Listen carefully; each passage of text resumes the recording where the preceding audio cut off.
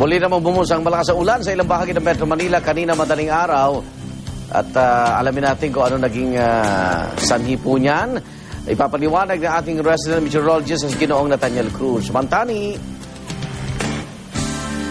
Salamat, Igan. Dulot nga ng thunderstorm at hanging habagat na pinag-iigting ng Bagyong Lawin ang malakas na ulang bumuhos kanina sa Metro Manila. Sa ngayon, patuloy po nating binabantayan ang Typhoon Lawin na patuloy ang paglakas habang kumikilos po ito papalapit dito sa may Cagayan Valley.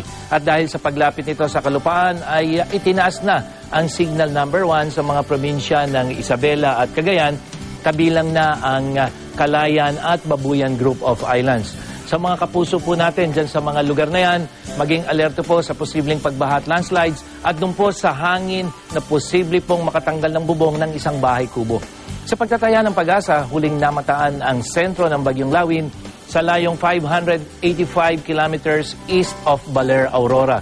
Taglay nito ngayon ang lakas ng hangin 195 kilometers per hour near the center at bugsong aabot na ng 230 kilometers per hour. Kumikilos ito pahilaga, Ilagang Kanluran sa bilis na 11 kilometers per hour. At sa storm track po ng Weather Central, makikita natin na may posibilidad pa rin maglandfall ang Bagyong Lawin dito sa may extreme northern Luzon. At kung hindi po magbabago yung kanyang direksyon, ay maaaring lumabas na ito ng ating PAR sa gabi ng Biyernes. Palayo na rin kasi ang isa pang bagyo na nasa labas naman ng ating Philippine Area of Responsibility. Kaya wala na pong nakakaapekto dito sa northward track nitong bagyong si Lawin. At makikita po natin na kumikilos na palayo sa ating PAR. Ito pong bagyong ito na may international name na Ewinyar. At tinatahak nito ang direksyong pasilangan patungo po ng Pacific Ocean dito sa may eastern side ng Japan. Sa mga kapuso po natin na dito sa Luzon, lalo na sa Mimaropa at Bicol Region, asahan po ang katamtaman hanggang sa malakas na ulan ngayong araw na ito na maaaring magdulot ng pagbaha at landslide. Habang ang Metro Manila at Calabarzon naman ay makakaranas ng mahina hanggang sa katamtamang pagulan at thunderstorms. Kanina nga pong madaling araw, biglang bumuhos ang malakas na ulan dito sa Kamaynilaan. Kaya po sa mga ganitong pagkakataon, lagi pong maganda sa mga posibleng pagbaha.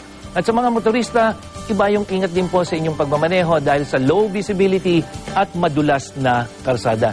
Pero ngayong araw, good news po dahil mababa ang tsansa ng pagulang maghapon dito sa Metro Manila. Pero pansinin niyo po yung ating init factor o yung maalinsangang panahon. 35 degrees po sa pagsapit ng tanghali at hanggang gabi po 34 degrees yung ating init factor kahit 29 lamang yung inaasahan nating temperatura. Sa mga kababayan naman natin dyan sa Visayas, magiging maulan po ngayon dyan hanggang dito po sa may silangang bahagi ng Visayas hanggang sa Central.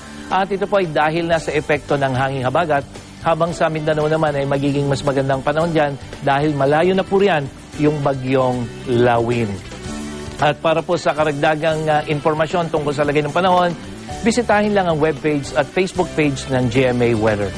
Ako po si Nathaniel Cruz para sa I Am Ready, serbisyong totoo ng GMA News.